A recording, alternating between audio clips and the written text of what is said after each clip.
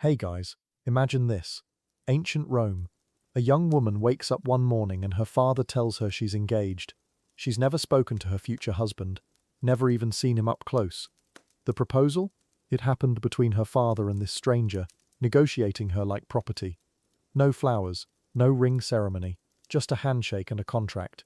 Tonight, we're uncovering how Romans actually got engaged, and trust me, it's nothing like what you think. Imagine walking up to someone's father and saying, "I'd like to buy your daughter's hand in marriage." Sounds horrifying, right? Well, in ancient Rome, that's exactly how proposals worked. No romantic dinners, no getting down on one knee, just two men sitting across a table, negotiating a price like they're trading livestock. The bride? She wasn't even in the room. Tonight, we're diving into the shocking world of Roman betrothal, and trust me, you've never heard anything like this before. Before we dive into this fascinating world, take a moment to get comfortable. Maybe dim the lights, grab some tea, settle into your favorite listening spot. If you enjoy these deep dives into history's hidden stories, hit that subscribe button. It really helps. And I'm curious, drop a comment telling me where you're listening from and what time it is for you right now. Are you in bed in Chicago at midnight, walking in London at dawn? I love knowing where these stories travel, but first, get comfortable. Pull up those blankets. Find that perfect pillow position. This is going to be a journey. If you're new here, hit that subscribe button. I'd love to have you join our little community of history lovers and insomniacs. And drop a comment, letting me know where you're listening from and what time it is there. I always wonder who's out there in the dark with me, exploring these forgotten corners of human experience. Ready? Let's travel back 2,000 years together. Chapter 1. Understanding Roman Society and Patriarchy. To understand why Roman proposals were so different from ours, we need to step inside their world. Picture ancient Rome, not as the romantic backdrop of movies, but as a society built on absolute male authority. Everything, every decision, every relationship, every future flowed from one central concept, the patria potestas, the power of the father, and this power was unlike anything we know today. Chapter 1. The Business of Roman Betrothal. Picture this. It's 150 BCE, somewhere in the Roman Republic. A wealthy merchant named Marcus has his eye on expanding his family's influence, not through conquest or politics, through marriage. His son Gaius is 25, old enough to take a wife, but Gaius won't be choosing her. Marcus will, and the woman's opinion, legally irrelevant. This wasn't romance, this was business strategy, played out in the lives of real people with real hearts. The paterfamilias, the male head of household, held complete legal authority over everyone in his family. His wife, his children, his grandchildren, even his adult sons, until his death. This wasn't just social influence or parental guidance. This was absolute power, backed by Roman law. He controlled their money, their marriages, their very lives. Women never achieved legal independence. They passed from father's authority to husband's authority, like inherited property. Roman society was built on something called patria potestas, the absolute power of the father over his household.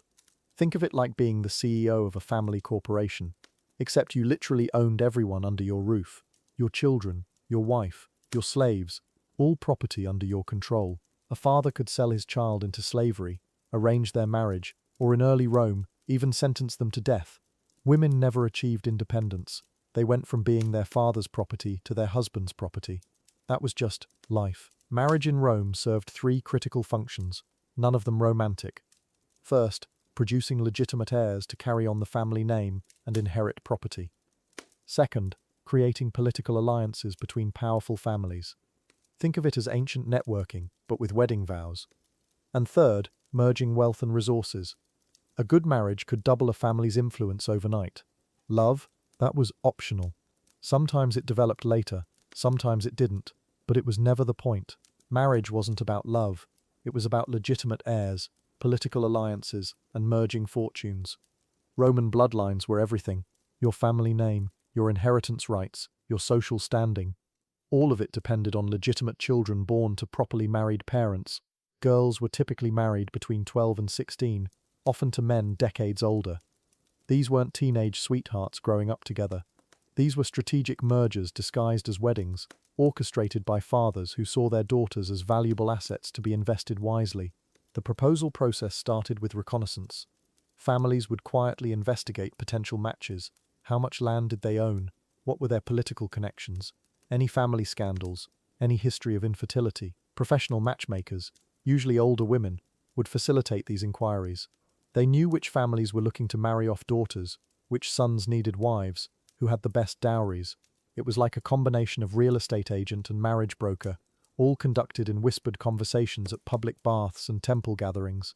Once a suitable match was identified, the real negotiations began.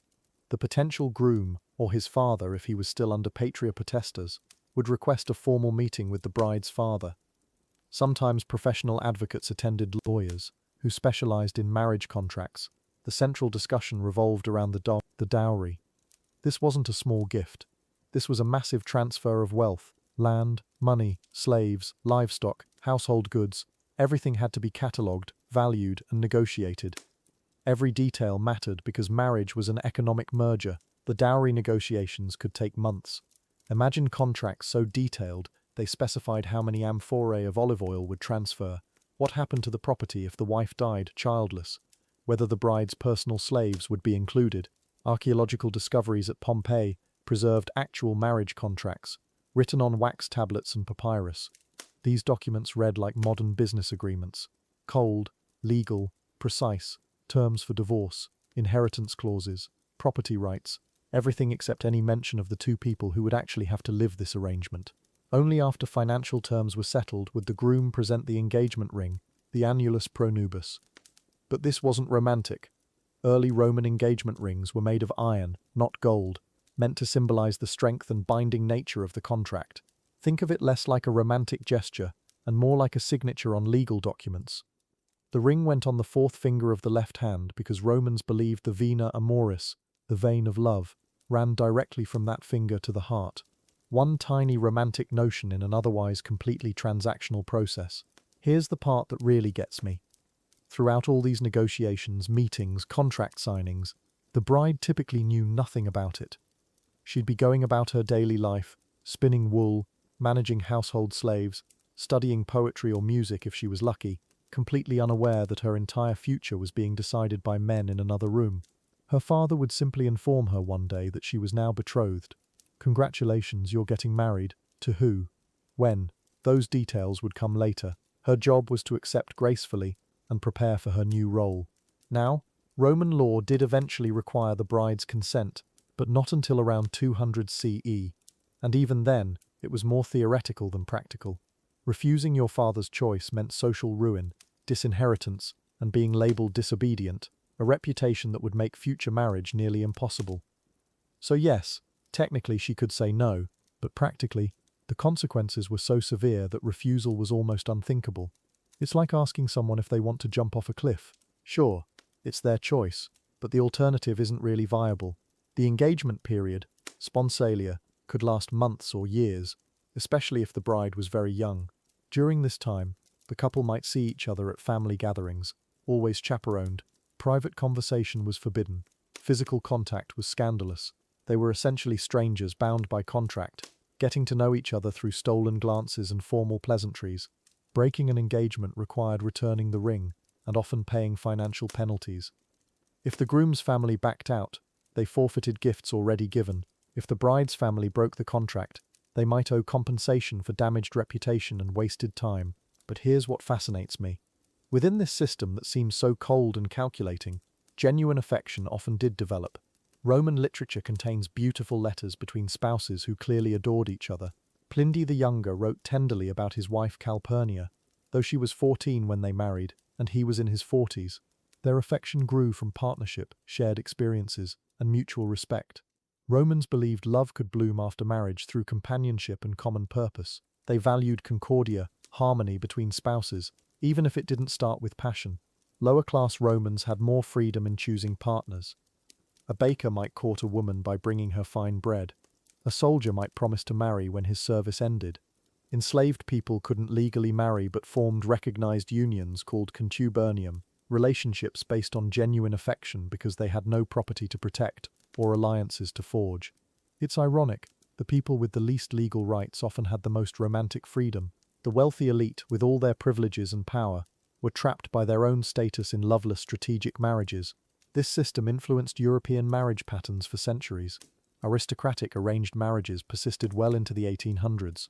The transactional elements, dowries, family negotiations, emphasis on property and bloodlines, echoed through Western culture long after Rome fell. Even our modern engagement ring tradition, though transformed into a romantic symbol, has its roots in this contractual Roman practice. The business merger approach to marriage shaped how societies thought about partnership, inheritance, and family for nearly 2,000 years. Rome's influence on love lasted far longer than Rome itself. As you drift towards sleep tonight, think about how radically our understanding of marriage has changed.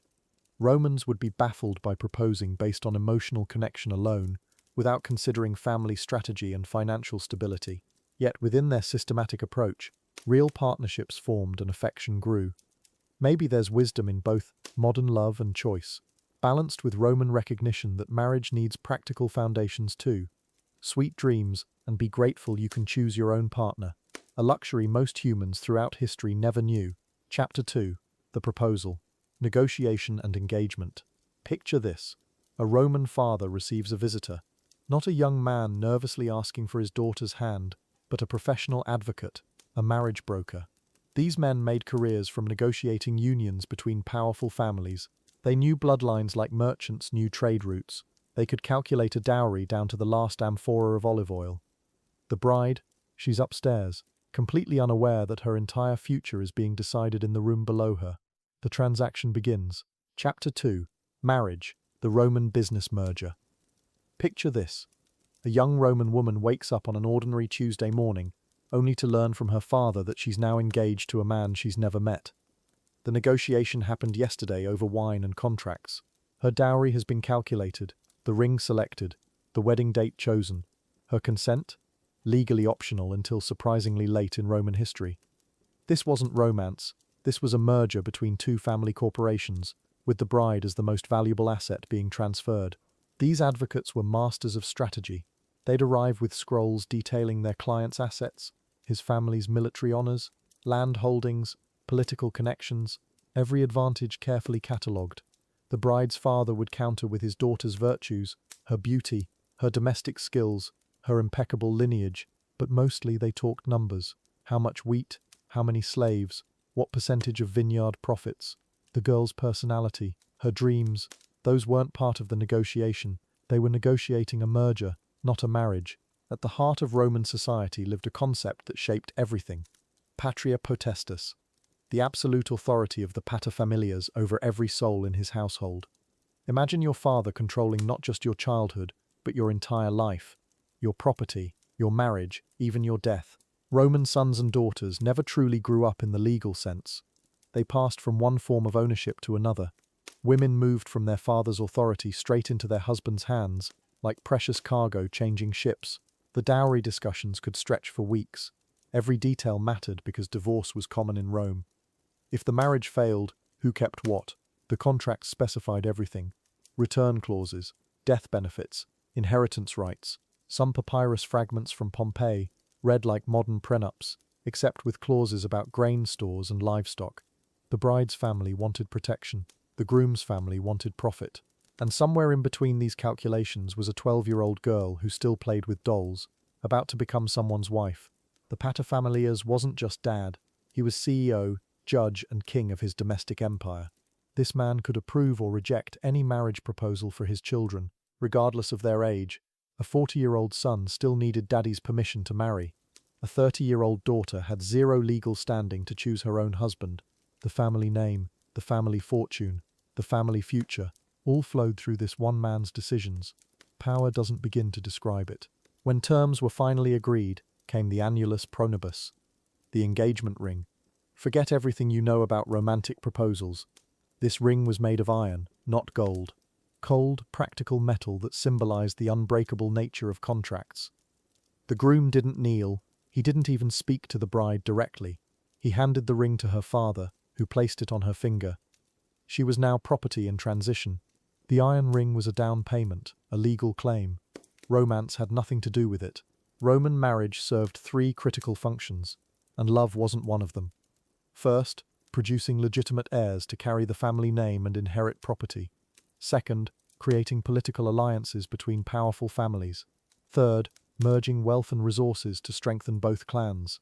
Marriage was strategy. It was business expansion. It was insurance policy and investment portfolio rolled into one ceremony. The bride and groom, they were the terms of the deal, not the negotiators. They placed the ring on the fourth finger of her left hand because Romans believed a vein ran directly from that finger to the heart. The vena amoris, the vein of love. It's the one genuinely romantic detail in this entire process. Even then, it carried possessive undertones. The groom was claiming a direct line to her heart, marking his territory. That iron band meant she belonged to him now, even if they'd never spoken alone, even if she'd never seen him smile. The heart connection was contractual, not emotional. Girls married young in Rome, typically between 12 and 16 years old. Their husbands were often decades older, established men with property and political connections. This wasn't some perverse custom, it was economic necessity. Younger wives meant more childbearing years, more potential heirs, better return on the dowry investment. These weren't teenage sweethearts growing old together. These were business partnerships where one partner barely understood the contract she was signing. The bride's role in all this, silent observer. In wealthy families, she might sit in the corner during final negotiations, watching men debate her worth in amphorae of wine. More often she learned of her engagement second-hand. Her father would simply announce her new status over dinner. You're betrothed to Marcus Aurelius Maximus. The wedding is in 6 months. Her consent was theoretically required by law, but refusing meant social suicide. Disobedient daughters became unmarriageable outcasts. Choice was an illusion wrapped in legal language. The proposal process began with a meeting between fathers or their representatives. Professional marriage negotiators existed, men who specialized in hammering out the details of these domestic mergers. They'd discuss bloodlines like breeding horses, calculate dowries like accountants, and negotiate contract terms like lawyers. The potential bride? She might be mentioned by name, but she wasn't in the room. Her worth was measured in wheat, olive oil, gold coins, and enslaved people. Some girls tried to resist. Historical records mention daughters who wept, pleaded, even attempted to run away, but Roman society had no place for unmarried women. No independent income, no legal standing, no social identity outside marriage. A father's word was absolute law. The paterfamilias could legally kill disobedient children. Though by the imperial period, this was rare, still, the threat lingered. Submission was survival. The engagement ring might sit heavy on her finger, but it was also her only path to any kind of future. Documents from Pompeii, preserved perfectly in volcanic ash, show us exactly how detailed these marriage contracts became. How much grain the bride's family would provide. What happened to her dowry if she died childless? Whether enslaved people came with the deal, provisions for divorce, penalties for adultery. These contracts read like modern prenups, except the bride had no lawyer representing her interests. Her father negotiated her future while she waited at home. The engagement period, sponsalia, could last years if the bride was very young. During this time she'd meet her future husband only at family gatherings, always chaperoned, no private conversations, no stolen moments. They were legal strangers bound by contract. He might be kind, he might be cruel. She wouldn't know until their wedding night. The iron ring on her finger was a constant reminder that her childhood was ending, that someone else's desires now shaped her destiny. The proposal was complete. Her life as she knew it was over. Once terms were settled, the groom presented an engagement ring to the bride's father, the annulus prenubis, made of iron, not gold, symbolizing strength and binding contract rather than romantic devotion. This wasn't a symbol of love, it was a receipt, proof of purchase, a seal on the deal. The ring went on the bride's fourth finger because Romans believed a vein ran directly from that finger to her heart, the vena amoris. Even their one romantic gesture had possessive undertones. Only after everything was decided would someone tell the bride she was engaged. In wealthy families, she might sit silently during final negotiations, watching men discuss her future like traders at market. More often, her father simply announced her engagement as settled fact. Her consent became legally required around 200 CE, but refusing meant social ruin, loss of inheritance, and reputation damage that made future marriage nearly impossible. Choice, but not really. The rare female voices we have from Rome reveal mixed feelings about this system. Pliny the Younger wrote lovingly about his wife Calpurnia, but she was 14 when they married. He was over 40. His affection developed after the wedding, not before. The poet Sulpicia wrote love elegies to her husband Cerinthus, but scholars debate whether these described reality or wishful fantasy. Love existed, but it came after the contract was signed. Lower-class Romans had more freedom in choosing partners.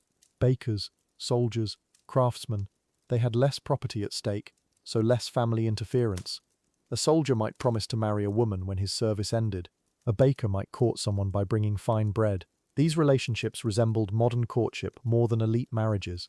But for the wealthy families whose stories dominate history, romantic courtship before marriage was virtually unknown. The engagement period, sponsoleia, could last months or years, especially for very young brides. During this time, the couple might meet at family gatherings, always chaperoned.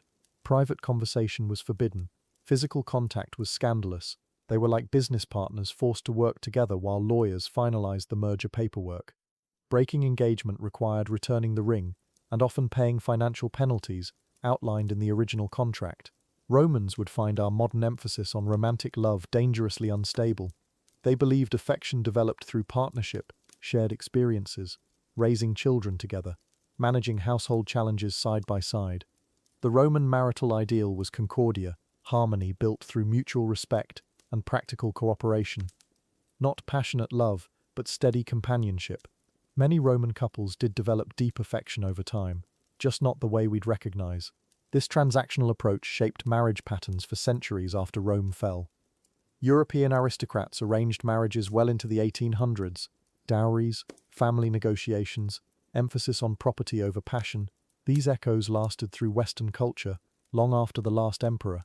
Even our modern engagement ring tradition, though transformed into romance, has roots in Roman contractual practice. The business merger model never completely disappeared, it just learned to dress up as love. Within this seemingly cold system, something beautiful often emerged. Genuine partnerships. Couples who built lives together, raised families, supported each other through decades. Roman wives became trusted advisors to their husbands. They managed vast households, influenced political decisions, found ways to exercise power within constraints. Love looked different then, quieter, more practical, but no less real. They found affection in small daily kindnesses rather than grand romantic gestures. As you drift towards sleep tonight, consider how radically our understanding of marriage has shifted. Romans prioritized stability over passion, family strategy over individual choice. Yet within their constraints, real love often bloomed. Perhaps there's wisdom in both approaches. Modern choice combined with Roman recognition that marriage needs more than feelings. The heart wants what it wants, but it also needs solid foundation. Rest well, grateful you can choose your own partner. Chapter 3. Reflection and Impact. Walk into any jewelry store today, and you'll see Romans staring back at you. That diamond ring sparkling under fluorescent lights? Its ancestor was forged in iron by Roman hands 2,000 years ago.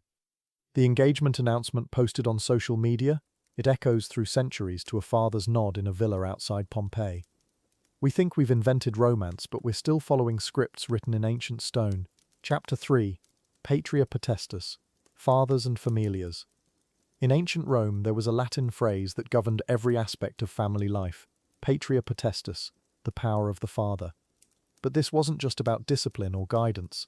This was absolute authority, the kind that would make modern parents uncomfortable, even to imagine.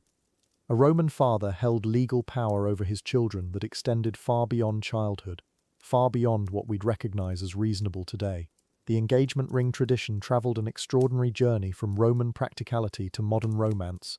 That iron band Romans placed on the fourth finger, it became the golden rings of medieval Europe, then the diamond solitaires of Victorian England. Today's couples spend months' worth of salary on stones. Yet they're participating in a ritual that began as a business transaction.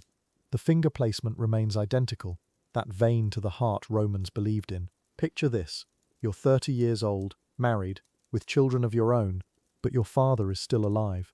In Rome, you're still technically under his control. You can't own property. You can't make major decisions without his approval. Your earnings belong to him. Even your children, they're legally his, not yours. This wasn't just tradition, this was law, carved into the 12 tables that formed Rome's legal foundation. Consider the modern prenuptial agreement. Lawyers draft documents outlining financial arrangements, property division, inheritance rights. Sound familiar? Roman marriage contracts from Pompeii contained nearly identical provisions. The language has softened.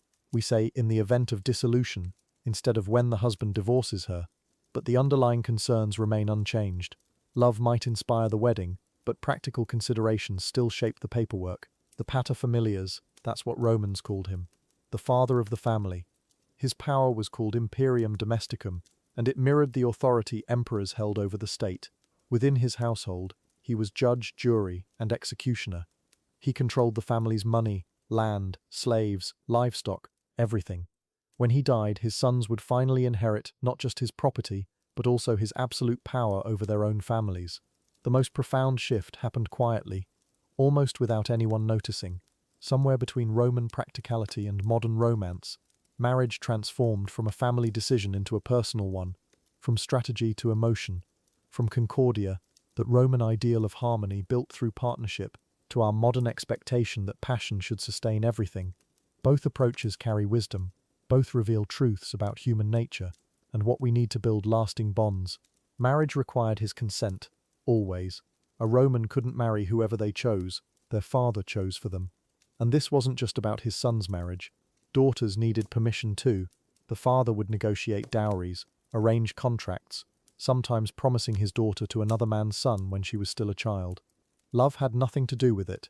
This was about alliances, property, and power. Tonight, as you settle into sleep, remember this. The Romans who arranged marriages based on dowries and family alliances weren't heartless.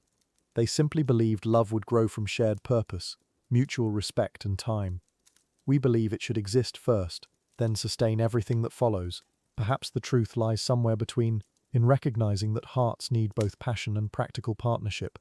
Ancient wisdom meeting modern dreams. Rest well. In early Rome, the paterfamilias held the power of life and death over his children. It was called jus vitae natisca, the right of life and death. If a newborn was born disabled, he could expose the child, leave it outside the city walls to die. If an adult child brought shame to the family, he could order their execution. This wasn't theoretical. Roman historians record actual cases of fathers killing their own children. For daughters, life meant moving from one man's authority to another's. They passed from their father's patria potestas into their husband's manius, his hand, his control. The wedding ceremony included a ritual called deductio, where the bride was literally led from her father's house to her husband's. She wasn't gaining independence, she was changing owners. The law saw her as a perpetual minor, always needing a male guardian. Roman women lived under tutela, permanent guardianship. Even wealthy, intelligent women who managed large households and businesses needed a male guardian's approval for legal transactions. They couldn't buy property, free slaves, or write wills without permission. The only exception was the rare woman who earned jus trium liberorum, the right of 3 children. Mothers of 3 or more children could conduct some business independently. Girls were married young, often between 12 and 16. Their husbands were typically much older, sometimes men in their 30s or 40s. This wasn't coincidence. Older men had established careers, property, and connections that benefited the bride's family. The girl's youth meant she could bear many children and be molded to fit her new family's expectations. Her own desires were irrelevant. Marriage contracts read like business mergers. They specified the dowry amount, what happened if the wife died childless, whether she brought slaves as part of her dowry. Some contracts included clauses about returning the dowry if the husband committed adultery, but not if the wife did. Adultery by wives was a crime. Adultery by husbands was expected. The double standard was written into law. Daughters were investments to be carefully managed. Fathers spent money on their education, deportment, and appearance, not for the girl's benefit but to increase their marriage value. A daughter who played the lyre, spoke Greek, and carried herself with proper Roman dignity, commanded a higher dowry. She was a luxury good being prepared for market, though Romans would never have used such crude language. Not all Romans lived this way. Plebeians, the working class, had more freedom in marriage choices because they had less property at stake. Slaves couldn't legally marry but formed relationships called concubinium, and their masters rarely interfered unless it affected productivity. Paradoxically, the poorest Romans often had more personal autonomy than the wealthy. Less property meant less control. Over time, the system softened slightly. By the imperial period, fathers rarely exercised their right to kill adult children. Marriage required the bride's theoretical consent, though refusing still meant social ruin. Some women found ways to work within the system, influencing their husbands, managing household finances, even conducting business through male intermediaries. But the fundamental power structure remained unchanged for centuries. Daily life under patria potestas created strange family dynamics. Adult sons might present their father with grandchildren who were legally his property, not theirs. Married daughters returned to their birth families for major decisions. Brothers could find themselves competing for their father's approval and inheritance, while their own children remained strangers to them legally. Family loyalty was enforced by law. Some Roman women left behind letters and poems that hint at their feelings about this system. They wrote about loving their husbands and children, but also about feeling trapped, about decisions made for them rather than with them. The poet Sulpicia wrote about stolen moments of happiness within an arranged marriage. These glimpses remind us that real people lived within these legal structures. Other ancient cultures had similar systems, but Rome's was uniquely absolute. Greek women had male guardians but could inherit property. Egyptian women could own businesses. Persian women could initiate divorce. Rome's patria potestas was more total, more lifelong than its contemporaries. Romans were proud of this. They saw it as evidence of their superior family values and social order. This system shaped Western civilization for centuries. Roman law influenced medieval Europe, where fathers arranged marriages and controlled property. Even today, traces remain, fathers walking daughters down the aisle, asking permission for marriage proposals.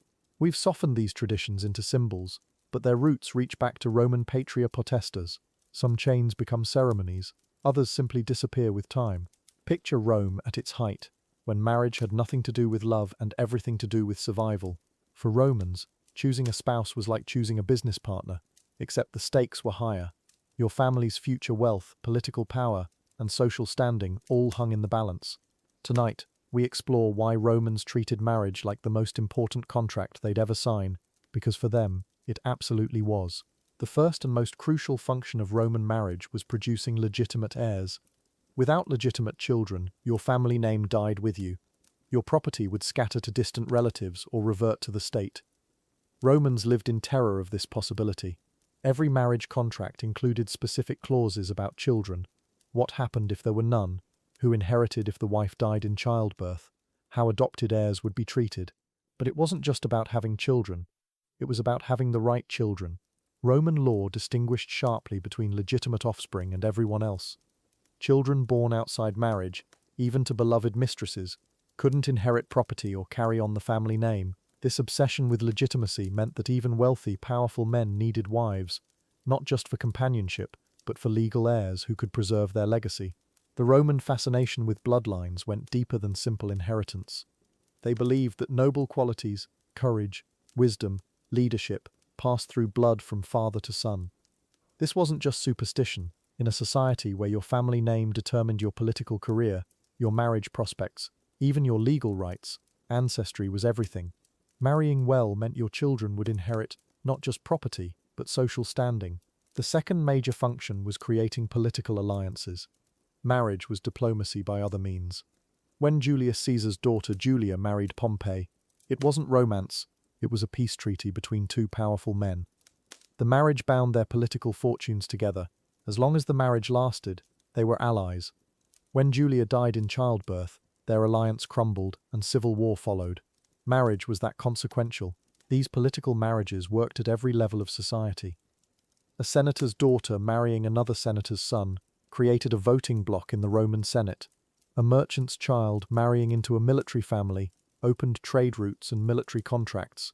Even freedmen, former slaves who'd earned their freedom, used strategic marriages to climb the social ladder and protect their newfound status from those who resented their success. Consider how carefully these alliances were planned. Fathers would spend years identifying potential matches for their children, studying other families' political positions, financial stability, even their moral reputation. A scandal in one family could destroy marriage negotiations. A military victory could suddenly make a family more attractive. It was chess played with human lives, and the Romans were masters of the game. The third function was combining wealth and resources. Roman marriage was essentially a merger between two family businesses. The bride's dowry might include land, slaves, money, or valuable connections. The groom's family contributed property and status. Together they created economic units more powerful than either family could achieve alone. This wasn't just about getting richer, it was about survival in a competitive society. Dowries were calculated with mathematical precision. A senator's daughter might bring a villa, 50 slaves, and enough gold to fund her husband's political career. A merchant's daughter might contribute ships, trade routes, or warehouse facilities. These weren't gifts, they were investments. The bride's family expected returns in the form of political favors, business partnerships, and enhanced social status for generations. But wealth flowed both ways. The groom's family provided security and status in return. A well-connected husband could protect his wife's family from legal troubles, secure government contracts, or arrange advantageous marriages for her siblings. Marriage created networks of mutual obligation that extended far beyond the couple themselves. Extended families, business partners, and political allies all benefited from a well-arranged match. The Roman obsession with legitimacy shaped every aspect of these arrangements. Children from legitimate marriages inherited everything: property, status, political connections. But illegitimate children, no matter how beloved, inherited nothing. This created enormous pressure to marry within your social class. A senator's son who married a slave's daughter might love her deeply, but their children would be social outcasts. This legitimacy obsession extended to adoption practices too. Wealthy Romans often adopted adult men as heirs, complete with elaborate legal ceremonies. The most famous example, Julius Caesar, adopting his great-nephew Octavian, who became Augustus. These adoptions were as legally binding as biological parenthood, showing how seriously Romans took the concept of legitimate family succession. Blood mattered, but law mattered more.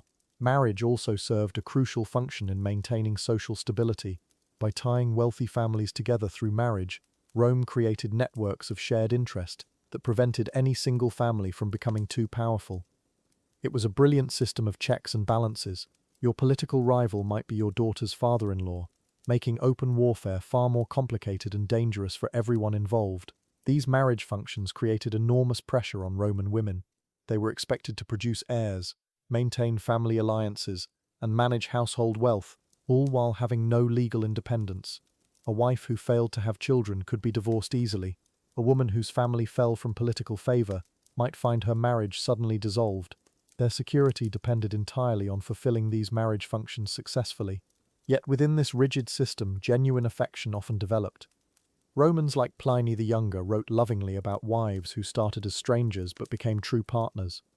They learned to respect each other's intelligence, to depend on each other's strengths, and to find comfort in shared purpose. Love might not have started the marriage, but it often sustained it through decades of partnership. Understanding these functions helps us grasp why Roman marriages lasted, not because Romans were more moral, but because divorce meant dismantling carefully constructed alliances and financial arrangements.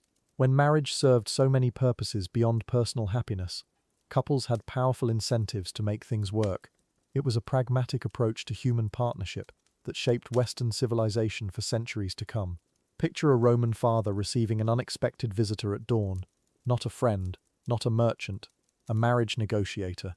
The man's daughter is 15, maybe 16. She's grinding wheat in the courtyard, unaware her future is about to be decided in the next room. This isn't romance, this is business. And in ancient Rome, marriage was the most important transaction a family could make. The stakes, everything. Bloodlines, property, political alliances, social standing for generations. Roman proposals followed patterns as rigid as their military formations. The potential groom, or his father, would request a formal meeting. Both families arrived with representatives, sometimes professional advocates, who specialized in marriage negotiations. These men knew property law, inheritance customs, bloodline requirements. They treated matrimony like a merger between corporations. The bride's wishes? Not part of the discussion. Her consent came later, if at all. Family honor trumped personal preference every time. The heart of every Roman marriage negotiation was the dowries, the dowry. Fathers calculated this amount like accountants preparing tax documents.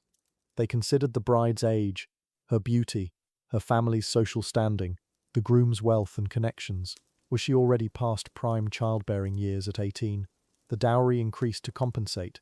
was the groom from a senator's family. The price rose accordingly. Love had a price tag in ancient Rome. Professional marriage advocates knew every trick of the trade. They'd arrive with scrolls detailing comparable matches from recent months. This senator's daughter brought 50 gold pieces. That merchant's child included 3 slaves and a vineyard. They negotiated like modern real estate agents, except the property being discussed was human. These advocates earned substantial fees for successful matches. Marriage wasn't just their business, it was their specialty. Wealthy families kept them on retainer. Roman fathers evaluated potential brides with cold calculation. Age mattered enormously. 12 to 16 was ideal for first marriages, old enough for childbirth, young enough for shaping. Beauty increased value, but fertility trumped looks. A plain girl from good family bloodlines could command higher dowries than a stunning daughter of freedmen. Character references came from other wives, not the girl herself. Modesty, obedience, weaving skills, these traits had market value. What did grooms bring to these negotiations? Military record if they'd served, family property, political connections, future inheritance prospects. A young man still under his father's authority offered less immediate value than someone who'd inherited estates. Senators' sons commanded premium matches regardless of personal qualities. Even mediocre men from prestigious families found wealthy brides. Blood mattered more than character in Roman society. Nobility was currency itself. The dowry negotiations could stretch for weeks. Fathers haggled over every detail, not just the amount, but what form it took. Gold coins, agricultural property, slaves, livestock, textiles. Each asset required separate valuation. Market prices fluctuated. A vineyard might produce wine worth more than the initial investment, or fail completely. Smart negotiators included contingency clauses for crop failures, economic downturns, even military defeats that might affect property values. Roman marriage contracts read like modern prenuptials, except more detailed. They specified what happened if the wife died without producing heirs, who controlled the dowry during marriage, whether the husband could sell dowry property, return conditions if marriages ended in divorce, penalties for adultery, child custody arrangements, inheritance rights for potential children. These documents protected family interests across generations. Romance was irrelevant. Legal protection was everything. Professional advocates earned their fees through creative problem-solving. Mismatched social classes. They'd emphasize the lower family's recent wealth accumulation, significant age gaps. They'd highlight the older partner's stability and resources. Previous divorces, they'd frame them as learning experiences. Childlessness in previous marriages. Divine timing, surely. These men were ancient spin doctors, repackaging potential problems as hidden advantages. Every flaw became a selling point in skilled hands. Family status determined negotiating power more than individual merit. A patrician father could demand enormous dowries from wealthy plebeians seeking social advancement through marriage. Nouveau-rich families paid premium prices for noble connections. Old families with declining fortunes leveraged their bloodlines against merchant wealth. It was social climbing through matrimony, a careful dance of money, power, and prestige. Everyone knew their place in Rome's rigid hierarchy. The bride's attractiveness was evaluated like livestock at market. Advocates would visit to inspect potential wives, examining posture, complexion, teeth. They'd ask about previous illnesses, monthly cycles, family history of difficult births. Beautiful girls commanded higher prices, but unusual beauty could backfire, suggesting vanity or potential infidelity. Moderate attractiveness was safest. Pretty enough to produce appealing children, not so stunning as to attract unwanted attention from other men. Age calculations were ruthlessly practical. 12 was legal but risky. High maternal mortality rates. 16 was optimal, mature enough for safe childbirth, young enough for multiple pregnancies. 20 was concerning, peak fertility years potentially wasted. 25 was nearly unmarketable without extraordinary dowries or exceptional family connections. Roman men wanted maximum reproductive potential from their wives. Time was literally money in marriage markets. Professional marriage negotiators developed specialized skills over years of practice. They memorized property laws across different regions. They tracked bloodlines like genealogists. They understood seasonal agricultural cycles affecting dowry valuations. They maintained networks of contacts for gathering intelligence about potential matches. The best advocates could smell financial instability from across a marketplace. They protected their clients from costly mistakes that could bankrupt entire families. During formal negotiations, both families presented their best case. Recent military victories, mentioned prominently. New property acquisitions, detailed extensively. Prestigious marriage connections, listed thoroughly. Family scandals, conveniently omitted. Deaths from disease, blamed on bad fortune, not weak bloodlines. Everyone embellished their strengths and minimized weaknesses. Truth was negotiable when family honor and fortune were at stake. Reputation was everything in Roman society. The final agreement required witnesses, documents, seals, formal procedures that made marriages legally binding. Both fathers would sign contracts in front of respected community members. Advocates retained copies for their records. The bride's father would announce the engagement publicly, making it official. Breaking these agreements carried severe social and financial penalties. Once sealed, the deal was done. The young woman's fate was decided without her input. After hours of negotiation, when the last document was signed and the final handshake exchanged, the bride would finally learn her future.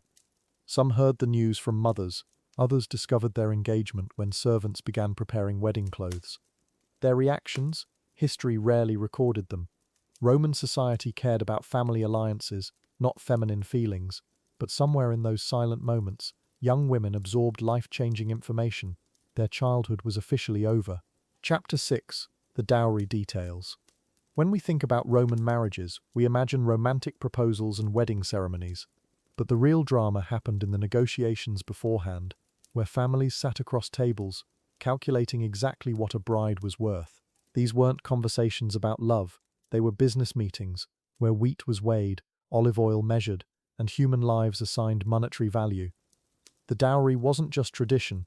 The streets of Pompeii hold secrets we never expected to find. When Vesuvius buried the city in ash, it preserved something extraordinary: actual marriage contracts. Papyrus documents that survived 17 centuries, still legible, still shocking. These weren't romantic love letters. They were legal documents that read like modern business agreements, except they were buying and selling young women's futures. Word by word, clause by clause. Picture this scene. Two Roman fathers meeting in a villa's atrium. Afternoon light streams through the impluvium while they discuss their children's future. One man's daughter, maybe 14 years old, sits nearby in silence. The men aren't talking about her personality or dreams. They're negotiating her price. How many amphora of olive oil? What quantity of grain? Which enslaved people will transfer with her? She's inventory being catalogued. The Pompeii contracts reveal details that make you pause. One agreement specifies exactly 47 sacks of wheat, 12 amphora of the finest olive oil from Campania, and 2 female slaves skilled in weaving. Another mentions a vineyard near the city walls and breeding rights to a particularly valuable mare. These weren't dowries, they were entire economic ecosystems being transferred from one family to another through marriage. Money was often the simplest part of these negotiations. Roman fathers preferred tangible assets, things that held value, even when currency fluctuated. Land produced income year after year. Skilled slaves generated profit through their labor. Livestock bred and multiplied. But coins? Coins could be devalued by emperors seeking quick funding for wars. Smart Roman families built dowries that would sustain their daughters through decades of marriage or widowhood. The human element of these dowries still haunts me. Enslaved people weren't just property in these contracts. They had names, skills, relationships. One Pompeii document lists Claudia, skilled in household management and reading, age 22, as part of a dowry. She was someone's daughter too. But Roman law saw her as a valuable asset being transferred to help secure a teenage girl's marriage. 2 women's fates decided by men in togas. But here's what's fascinating about Roman dowry law. It was surprisingly progressive in one crucial way. The dowry remained legally the bride's property. Even after marriage, her husband could use it, profit from it, manage it, but he couldn't sell it or give it away without specific conditions being met. This gave women a form of economic security that many cultures didn't provide. It was their insurance policy, in a world where divorce was increasingly common. The divorce clauses in these contracts read like something from a modern prenuptial agreement. If the husband initiated divorce without cause, he had to return the entire dowry within 60 days. If the wife committed adultery, different story. The husband could keep 1/6 of the dowry for each child she'd borne him. Roman law was transactional, but it wasn't entirely unfair. Women had some protection, even in a society where men held most of the power. Death changed everything in these marriage contracts. If a wife died without children, her entire dowry returned to her birth family, unless specific clauses stated otherwise. Some husbands negotiated to keep a portion. If the marriage lasted more than 5 years, others had to return everything immediately. This created an uncomfortable reality. Some Roman husbands had financial incentives to hope their wives lived long enough to bear sons, but not long enough to become burdensome. One Pompeii contract includes a heartbreaking clause about child mortality. If children died before age 7, the dowry provisions remained unchanged. After 7, each surviving child entitled the husband to keep a larger portion of his wife's dowry if she predeceased him. Roman law recognized that childhood was precarious, but it also created financial calculations around the lives of children. Love and economics intertwined in ways that feel deeply uncomfortable to modern sensibilities. The seasonal nature of Roman dowries tells its own story. Most transfers happened in spring, when agricultural assets could be properly evaluated. You can't assess a vineyard's worth in winter, or judge livestock when they're sheltering from cold weather. Roman families planned these marriages around harvest cycles, when granaries were full, and everyone could see exactly what they were negotiating. Marriage followed the rhythms of agriculture, not romance. Some Roman women found ways to game the dowry system. Wealthy widows, having regained control of their assets, sometimes married younger men and negotiated prenuptial agreements that heavily favored them. They'd already survived one marriage, proven their fertility, and knew exactly how these contracts worked. Smart women could accumulate considerable wealth by marrying strategically multiple times. The system that oppressed them could also, occasionally, enrich them. The inflation of Roman dowries over time reveals something fascinating about social competition. Early Republic dowries might include a cow, some grain, basic household goods. By the imperial period, wealthy families were bankrupting themselves, providing elaborate dowries, entire estates, dozens of slaves, enough gold to fund military campaigns. Marriage had become an arms race of conspicuous consumption. Families competed through their daughters' dowries like modern parents compete through their children's college choices. Not every Roman marriage involved these elaborate negotiations. Lower-class families might negotiate a dowry consisting of a few chickens, some cooking pots, maybe a small olive tree. But even poor families understood the principle: a woman needed to bring something of value to marriage to ensure she'd be treated well. The scale differed dramatically, but the underlying logic remained the same across all social classes. Marriage required economic foundation, not just emotional connection. The psychological weight of these dowry negotiations must have been enormous for young brides.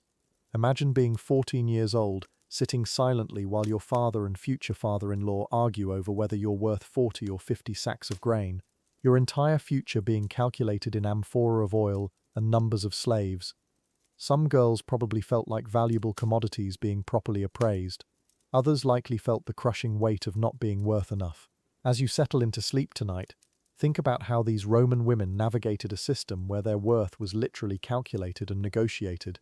Yet within these constraints, many found ways to build meaningful lives, accumulate power, and even find love. They worked within impossible systems, and sometimes transcended them. Their dowries were both their burden and their protection, much like the contradictions we all carry in our own lives. Chapter 7. The Annulus Pronubis. The Roman engagement ring. Picture this scene. A young Roman man slides an iron band onto his bride's finger. She smiles, thinking of love. He thinks of legally binding contracts. Because that ring, it wasn't a symbol of devotion, it was a down payment, a receipt, a claim staked in metal, the most unromantic romantic gesture in human history. And yet it started a tradition that still makes modern hearts flutter. The Annulus Pronubis looked nothing like today's diamond solitaires. Early versions were forged from iron, simple, unadorned bands that spoke of strength, not beauty. Iron was chosen deliberately, not because it was cheap, but because it symbolized the unbreakable nature of the contract being signed. This marriage would be as permanent as metal, as binding as the ring itself. Beauty was optional. Legal obligation was not. Later, as Roman wealth exploded during the imperial period, gold replaced iron. But even then, these rings remained strikingly plain by modern standards. No gems, no elaborate settings, just a simple band, sometimes engraved with clasped hands. the feather design, or the couple's names intertwined. The message was clear. This union is about partnership and property, not passion, function over romance, contract over chemistry. Here's what fascinates historians. Romans placed the ring on the fourth finger of the left hand for the same reason we do today. They believed a vein ran directly from that finger to the heart, the vena amoris, the vein of love. It's almost ironic, this one genuinely romantic notion embedded in their otherwise transactional system. Even in ancient Rome, something deep in human nature insisted love belonged in marriage. But let's be honest about what that ring really represented. Possession. When a Roman father accepted the annulus pronubis from his daughter's suitor, he was essentially saying, sold. The ring marked the woman as spoken for, claimed, no longer available in the marriage market. Modern feminists would recoil, and they'd be right to. Yet within this system, genuine affection often bloomed. Funny how love finds a way, even in the most restrictive circumstances. The moment of ring presentation wasn't intimate, no candlelit dinners or sunset proposals. Instead, picture a formal meeting in the atrium of a Roman house. The bride's father, the groom, or his representative, witnesses, maybe advocates. The ring changed hands between men, while the woman watched silently. Her finger was extended, the band slipped on, done, legally binding. Romance was. Some rings bore inscriptions that reveal how Romans understood engagement. Don fide, good faith. Concordia, harmony. Fides, faithfulness. Notice what's missing. Words for love or passion. These engravings read like contract terms because, well, that's essentially what they were. Legal language etched in metal, worn daily as a reminder of obligations entered into, promises that must be kept.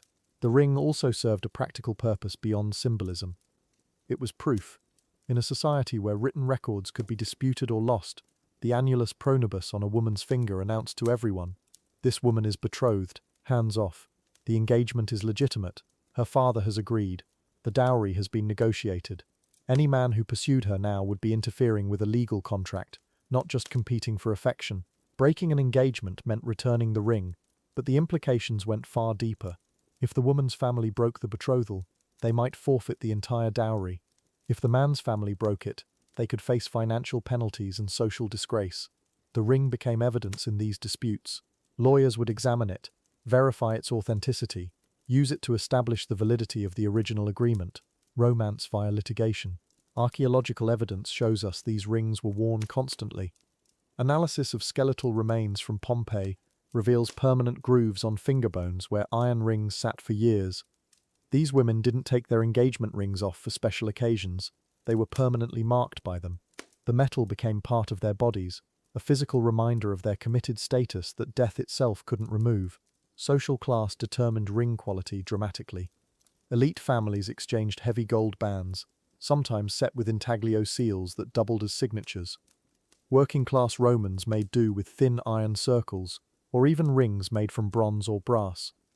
Enslaved people, who couldn't legally marry, sometimes exchanged simple twisted wire rings in secret ceremonies their owners never acknowledged. Love found expression across all social levels, just with different materials. The strangest part, many Roman women genuinely treasured these rings, despite their unromantic origins. Letters preserved in volcanic ash describe women polishing their annulus pronubis daily, having them repaired when damaged, even requesting to be buried with them. Somehow, these symbols of contractual obligation became precious personal possessions. The human heart, it seems, can transform even the most transactional gestures into something meaningful. Roman poets occasionally wrote about engagement rings, but their descriptions reveal the tension between emerging romantic ideals and social reality. Ovid mentions rings given with love, but his contemporaries understood this as wishful thinking. The rings themselves remained symbols of family alliance and financial agreement. Poetry could imagine love, real life demanded contracts. The gap between aspiration and reality has always existed, apparently. By the late imperial period, some wealthy Romans began commissioning more elaborate rings. Gemstones appeared, garnets, emeralds, even early diamonds. But these weren't romantic upgrades, they were status symbols, displaying family wealth and social position. A sapphire ring announced financial success, not deeper affection. Even when Roman rings became beautiful, they remained fundamentally about economics rather than emotion. Pretty contracts, you might say. The Christian influence that gradually reshaped Roman marriage customs barely touched engagement ring traditions. Early Christians continued exchanging annulus pronubis, seeing no conflict between their faith and this established practice. The rings remained symbols of commitment rather than love, contractual obligations sanctified by new religious ceremonies. Old forms, new meanings, or maybe the meanings weren't so different after all. Tonight, as you look at engagement rings in jewelry stores or on social media, remember their Roman ancestors, those iron bands that started it all, utterly unromantic, completely practical, yet somehow still touching in their own way. They remind us that love and commitment aren't the same thing, but they can coexist. Sometimes the most lasting bonds begin not with passion but with promises kept. Chapter 8. The Bride's Voice in Proposal. Imagine being told your entire future has already been decided. The contracts signed, the dowry negotiated, the ring presented, all without anyone asking what you wanted. This was reality for Roman brides, whose voices were considered optional in their own proposals. Tonight we explore what it meant to have no say in the most important decision of your life, how women navigated a system that valued their silence above their consent. Picture this scene, repeated countless times across the Roman world. A father calls his daughter to his study. She enters, perhaps curious about the summons. He looks up from his scrolls and says simply, "You are to be married." No question, no discussion, just a statement of fact. The negotiations had been happening for weeks, maybe months. Financial terms settled, political alliances forged, her future husband chosen, all while she lived her daily life, completely unaware. The prospective bride learned her fate the same way she might learn about any other family business decision, because that's exactly what it was, business. Her father would explain the advantages, this family's wealth, that family's connections, the political benefits, the financial security. He spoke of her future as if describing a profitable investment, which, from his perspective, it absolutely was. Her feelings about the arrangement, rarely mentioned, almost never asked. Sometimes a bride discovered her engagement in even more indirect ways. A servant might mention preparations for a wedding feast. A friend might congratulate her on a betrothal she knew nothing about. Imagine that moment of realization, the ground shifting beneath your feet, as you understand that your life has been planned without your input. Yet this was so normal, so expected, that most Roman writers barely mention it as noteworthy. In wealthier families, daughters were sometimes present during the final negotiations, but present doesn't mean participating. She would sit quietly in the corner, perhaps with her mother or a female relative, a living display of the merchandise being discussed. The men would occasionally glance at her, confirming her appearance, her posture, her obedience, but her voice, her opinions, those weren't part of the transaction. She was expected to embody feminine virtue through her silence. When the bride was present, she could hear every detail of her future being negotiated, how much wheat her father would provide, which slaves would transfer to her new household, what would happen to her dowry if she died childless. The men spoke about her as if she weren't there, because in their minds she wasn't really there, not as a person with agency. She was the subject of the contract, not a party to it. The truly heartbreaking part, many of these young women, girls, really, had been raised to see this passivity as virtue. A good daughter didn't question her father's wisdom. A proper woman accepted what the men in her family decided. Speaking up would have been seen as defiant, unwomanly, shameful, so they sat quietly, learning the terms of their futures, trained by society to swallow their fears and doubts in silence. For centuries, Roman law didn't even pretend to care about the bride's consent. A daughter belonged to her father until she belonged to her husband. Her preferences were as irrelevant as asking a piece of property to approve its sale. But around 200 CE, something began to shift. Legal scholars started arguing that marriage required the consent of both parties, not out of romantic idealism, but because unwilling wives made unstable alliances. This legal requirement for consent sounds progressive until you understand what consent meant in practice. A bride's silence was considered agreement. Her father's approval was assumed to represent her will. Active resistance was needed to prove she objected, and active resistance came with devastating consequences. So most women gave their consent the way water flows downhill, not because they chose to, but because they had no other option. Even when the law technically required her agreement, the system made real consent nearly impossible. How could a 12-year-old girl meaningfully consent to marrying a 30-year-old stranger?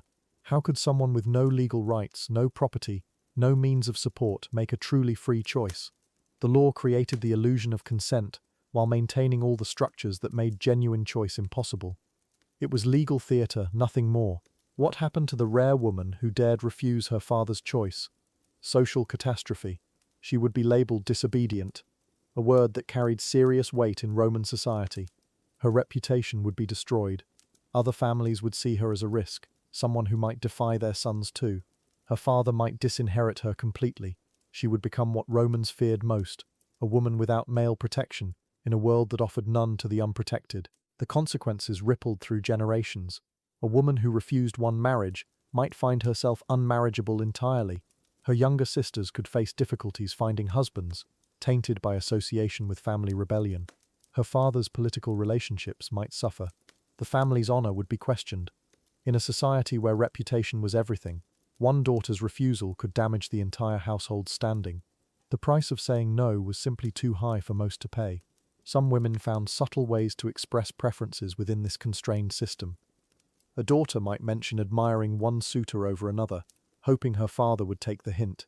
She might develop mysterious illnesses when particularly unwanted proposals arrived. Some mothers quietly advocated for their daughters behind the scenes. These were whispered influences, shadows of choice in a world that officially denied women any voice at all. The silence of Roman brides echoes across centuries. We have so few records of what they actually thought, felt, wanted.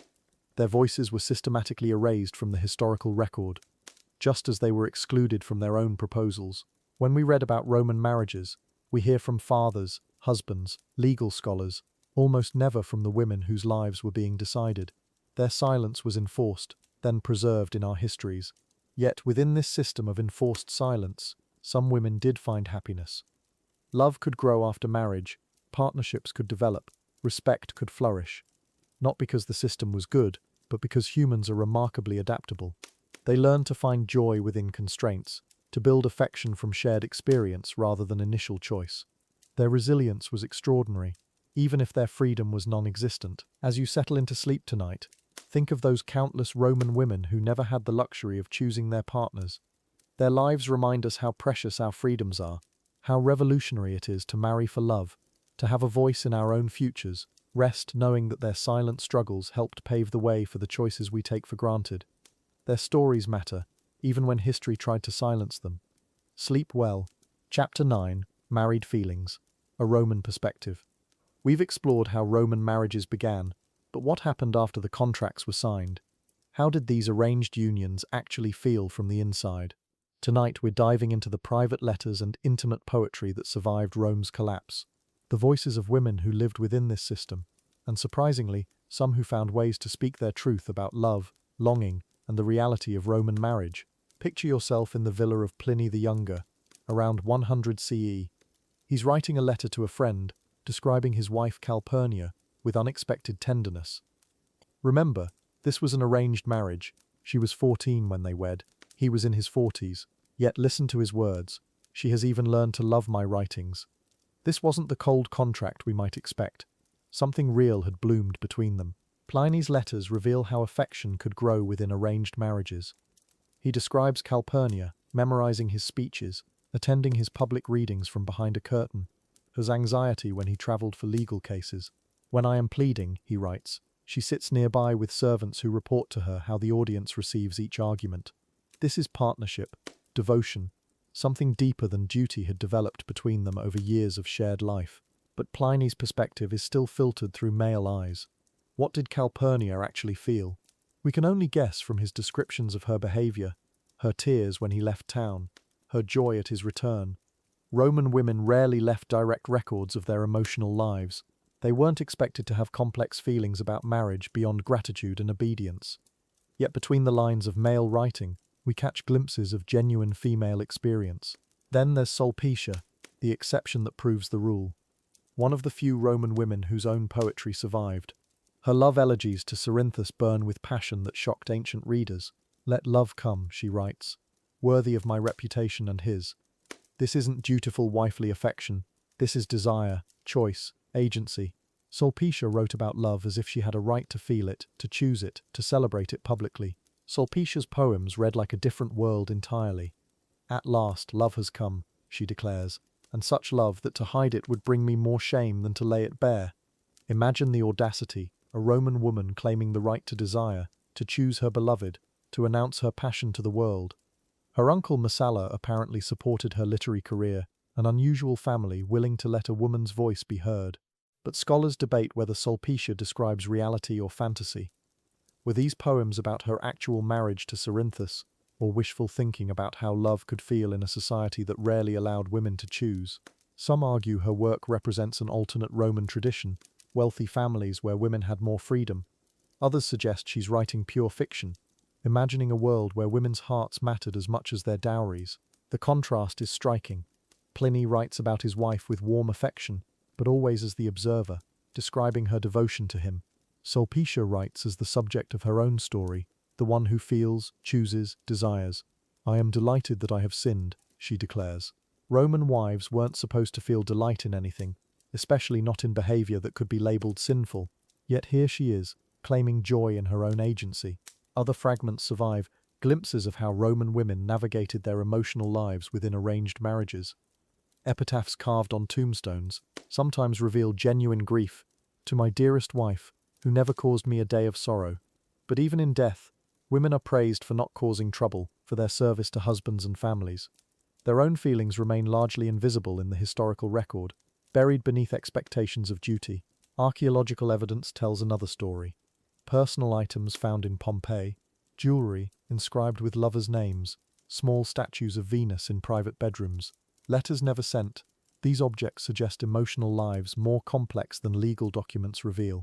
Roman women found ways to express feeling within the constraints of their system, perhaps not openly like Sulpicia, but in private moments, personal rituals, secret devotions to the goddess of love. The reality likely varied enormously, based on class and family. Wealthy women like Calpurnia might develop genuine partnerships with educated husbands who valued their intelligence. Poorer women had different constraints but possibly more choice in partners. Enslaved women had no legal rights but formed emotional bonds within their limitations. The Roman system allowed for many different experiences, but rarely let women document those experiences in their own voices. What strikes modern readers is how these ancient women found ways to love within systems not designed for their emotional fulfillment. Calpurnia learned to cherish Pliny's writings because his intellectual life became a bridge between them. Sulpicia claimed the language of male poets to express female desire. Both worked within Roman marriage, one by embracing its possibilities, one by challenging its limitations. Different strategies, similar courage. Pliny's later letters reveal how his marriage deepened over time. He describes Calpurnia's illness with genuine anguish, her recovery as his greatest joy. "She copies out my works, memorizes them, sets them to music. This isn't duty anymore. This is a woman who has found ways to make her husband's interests her own, not from submission, but from genuine intellectual connection." Love grew where it was planted, tended by both partners over years. Yet we must remember, these are still exceptional cases. Most Roman wives left no record of their feelings. Their emotional lives remain hidden behind the legal framework that defined their existence. For every Calpurnia who found intellectual partnership, for every Sulpicia who claimed poetic voice, thousands of women navigated arranged marriages in silence, their hearts known only to themselves, and perhaps the goddesses they whispered to in private moments. The Roman marriage system prioritized stability over passion, family alliance over individual choice. Within those constraints, some couples built genuine affection. Some women found ways to express agency. Some marriages became true partnerships despite beginning as business transactions. The system wasn't designed for love, but love, as it always does, found ways to exist anyway.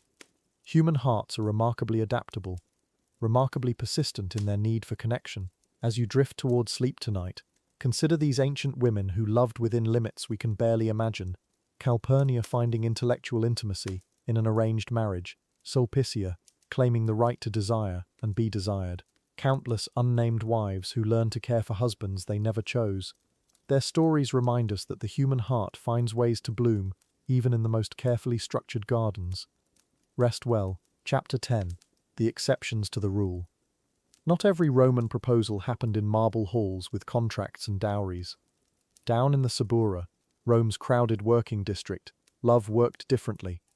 A baker named Marcus might court a weaver's daughter for months, bringing her warm bread at dawn, walking her home from the fountain. Here, where people owned almost nothing, they could afford to choose with their hearts. These were the exceptions that proved the rule. The plebeians, Rome's common citizens, lived in narrow apartment buildings that climbed 5 stories high. No marble atria or private gardens here. Families shared single rooms, sometimes just curtains dividing spaces. When a young man liked a girl, he couldn't send formal representatives. He had to approach her himself, maybe at the public baths, or the market where she sold vegetables her family grew on a tiny plot outside the city walls. Picture this. A soldier named Gaius, recently freed from his legion service, spots a woman at the wine shop. She's buying cheap Posca, the sour wine that working people drank. He starts showing up there too, pretending he needs wine. Eventually they talk. She mentions her father died in a construction accident. He tells her about battles in Germania. Real conversations, not negotiations between fathers about property they didn't have. Among the freedmen, former enslaved people who'd earned or bought their freedom, courtship took on different rhythms. A woman might run a small shop selling pottery. A man might work in construction, hauling stone. They'd meet at religious festivals. The one-time social rules relaxed. They could dance together during Saturnalia, when normal hierarchies flipped upside down, touch hands, share wine, laugh without asking permission first. But the most striking exceptions were the contubernium, the partnerships formed by enslaved people. Legally, they couldn't marry. Their children belonged to their owners. Yet they chose each other anyway. A kitchen worker might fall for a house guard. A field hand might court the woman who tended the villa's chickens. They'd steal moments, whispered conversations while drawing water, quick kisses behind the stables. These relationships had no legal protection, but they developed their own rituals. Couples would exchange simple rings made from twisted wire or carved bone. They'd promise each other fidelity, using words their own communities recognized, even if Roman law didn't. Sometimes they'd save copper coins for years to buy each other small gifts: a comb, a piece of colored glass, a wooden figurine to represent their bond. What's remarkable is how closely these working-class courtships resembled modern dating. A young plebeian might court a girl for months before proposing. He'd learn about her family, her dreams, her fears. She'd decide if she trusted him, if his humor made her smile, if she could imagine sharing a small room and raising children together. This was choosing based on compatibility, not contracts. In the markets of Ostia, Rome's port city, these romances bloomed daily. A dock worker might notice how gently a fishmonger's daughter handled the small fish, how she never cheated customers on weight. He'd start buying fish he didn't need, just to talk. She'd save him the best cuts. Slowly, they'd build something that aristocrats would have found scandalous, a relationship based on mutual interest rather than family strategy. The geographic spread of these relationships tells us something profound. In rural areas, where aristocratic families had less direct control, courtship flourished. Young farmers would meet during harvest festivals. Millers' daughters would catch the eyes of traveling merchants. These matches crossed traditional boundaries. A shepherd's son might court a pottery maker's daughter. Land ownership mattered less when you had barely any land. Archaeological evidence supports these stories. Excavations in working-class neighborhoods reveal small bronze rings, simple but carefully made, love letters written on broken pottery. Ostraca, where people practiced writing affectionate messages. One fragment from Pompeii reads simply, "Alexis thinks only of his Chloe." No mention of dowries or family names, just a man thinking of a woman he chose to love. The contrast with elite marriages was stark. While aristocratic brides learned their engagement from their fathers, working women might be courted for months before being asked. A carpenter might approach a woman's mother, not with property contracts, but with honest questions about his character, his ability to provide, his intentions toward her daughter. These conversations happened in kitchens, not legal offices. Some historians argue these relationships were more stable than aristocratic marriages, because they were based on genuine affection. When you own nothing but your labor and your loyalty, you choose carefully who deserves both. A freedwoman might reject several suitors before accepting one whose kindness convinced her. She couldn't afford to marry someone cruel. She had no family wealth to protect her. The timing of these relationships also differed. While elite girls married at 12 or 13, working women often waited until their 20s. They needed time to establish themselves, to learn trades, save money, become self-sufficient. This delay allowed for longer courtships, deeper knowledge of potential partners. A woman might know her suitor's temper, his work ethic, his dreams before committing to share his life. Religious festivals provided crucial opportunities for these courtships. During the Floralia, when flower petals filled the streets, young people could openly flirt at neighborhood shrines. Couples might pray together for the god's blessing on their relationship. These moments of sanctioned intimacy let relationships develop naturally, something impossible in the supervised encounters of the wealthy, where conversations were formal and brief. The poetry of Catullus, himself from a wealthy family, sometimes celebrates these working-class loves with surprising tenderness. He writes of shepherds and their sweethearts, of simple girls who chose their own husbands. Perhaps he envied them, the freedom to marry for passion rather than politics. His verses suggest even aristocrats recognize something beautiful in relationships built on choice rather than arrangement and negotiation. These exceptions remind us that human nature transcends social systems. Even in a world structured around property and status, love found ways to flourish. A baker's apprentice proposing to a seamstress in 150 CE might have felt the same nervous joy as any modern lover. Hearts have always wanted what they wanted, regardless of what society expected. Sometimes the exceptions reveal more truth than the rules ever could.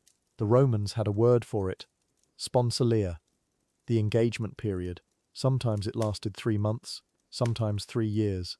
During this time, a young woman lived in a strange limbo, no longer her father's responsibility, not yet her husband's wife.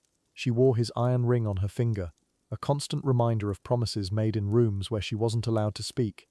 The ring marked her as claimed, purchased, waiting. Once engaged, strict rules governed every interaction.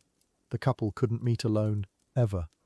Even at family gatherings, aunts and mothers watched from corners, counting words, measuring glances. A stolen moment in a garden could destroy reputations. Private letters were forbidden. Physical contact, even accidentally brushing hands while passing, sparked family scandal. These weren't suggestions, they were laws written in wax tablets, enforced by fathers who remembered their own careful courtships. Breaking an engagement wasn't like calling off a modern wedding. It was breaking a contract, with financial penalties that could bankrupt families. If the groom changed his mind, he forfeited gifts already given to the bride's family. Wedding rings, jewelry, sometimes even slaves. If the bride's father withdrew consent, he might owe compensation for the groom's damaged reputation. Time wasted, marriage prospects ruined. Money talked louder than hearts in ancient Rome. Young women learnt to read the signs during sponsalia. Was her intended kind to servants? Did he drink too much wine at dinner parties? How did he speak to his mother? These glimpses, stolen during chaperoned visits, were all she had to judge the man who would control her entire future. Some girls developed elaborate systems, watching how he ate, how he treated animals, whether he laughed at cruelty or showed mercy. The iron engagement ring had weight, not just physical weight, though it did, heavy and unforgiving against delicate fingers, but social weight, legal weight. Every Roman who saw it knew this woman was spoken for, her price negotiated, her future decided. She couldn't remove it without her father's permission. The metal would leave green marks on her skin during hot summers, a constant reminder of promises she never made. Gifts flowed between families during sponsalia, each one tightening the bonds. Silk from distant markets, carved ivory, rare spices that filled houses with foreign scents. These weren't tokens of affection, they were investments. Security, insurance against broken promises. The more valuable the gifts, the higher the cost of changing minds. Love might fade, but debt was forever. Romans understood this calculation better than poetry. Some engagements lasted years because the bride was too young for marriage. Roman law eventually required girls to be 12 for betrothal, 14 for wedding, but families often arranged matches when daughters were still children. A 7-year-old might wear her engagement ring to temple ceremonies, practicing the role of wife while still playing with wooden dolls. Time moved differently when childhood ended before it began. During sponsalia, families watched each other like merchants examining goods. Did the groom show signs of violence? Was he skilled in business? Did the bride remain chaste, obedient, properly silent at gatherings? Reputations rose and fell on whispered observations. A single scandal, a harsh word, a public argument, a suspected affair, could unravel months of careful negotiation. Honor was currency in Rome, more valuable than gold. The engaged couple existed in parallel worlds during sponsalia. He continued his education, learned rhetoric, prepared for public life. She learned household management, weaving, how to command slaves while serving her husband. Their paths would merge only on the wedding day, two strangers bound by other people's promises, walking toward a shared future built on economics rather than affection. Love, if it came, would be a pleasant surprise. Wealthy families used engagement periods for strategic planning. Which properties would merge after marriage? Which political alliances would strengthen? How would children from this union benefit both houses? Engaged couples were chess pieces in larger games, their happiness secondary to family advancement. Marriage contracts grew thicker during sponsalia, lawyers adding clauses, protecting interests, preparing for every possible future except the one where young people might actually love each other. Religious ceremonies marked different stages of sponsalia: sacrifices to Juno, goddess of marriage, prayers for fertility, offerings at household shrines. The gods needed to approve this union, or at least appear to. Priests read omens in animal entrails, looking for signs of divine blessing. Bad omens could delay weddings for months. Romans took these signs seriously. Believing the gods had opinions about human matches, some brave souls tried to influence their own engagements. A young man might send secret poems through trusted slaves. A girl might leave flowers where her intended would find them. These tiny rebellions were dangerous. Discovery meant shame, punishment, broken contracts. But occasionally, hearts found ways to speak across the careful distance maintained by Roman custom. Love, it seemed, refused to be entirely scheduled. The longer an engagement lasted, the more complicated it became. Property changed hands. Business partnerships formed. Extended families became invested in the match. Breaking a 3-year engagement was like untangling a spider web, every thread connected to others. Pulling apart one relationship damaged dozens more. Roman society built stability through these interconnected promises, making individual choice nearly impossible without destroying entire social networks. Economic standing determined engagement length and luxury. Wealthy families could afford elaborate celebrations, expensive gifts, years of negotiation. Poor families settled matters quickly, less property to divide, fewer relatives to consult, more pressing need for alliance. A shopkeeper's daughter might be engaged and married within weeks. A senator's daughter could wait years while fathers maneuvered for maximum advantage.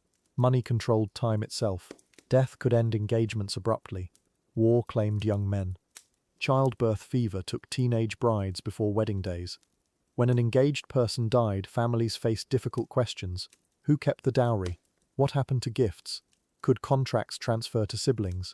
Roman law developed intricate rules for these tragedies, treating broken engagements like broken pottery, valuable pieces, scattered, some salvageable, others lost forever. Looking back, sponsalia reveals how Romans balanced individual desire against family duty. They understood something we've forgotten, that marriage affects more than just two people. Their careful engagement periods protected everyone's interests, even if they ignored everyone's hearts. Tonight, as you drift towards sleep, remember those Roman couples, waiting in their separate worlds, hoping their fathers chose wisely, dreaming of love that might grow from duty.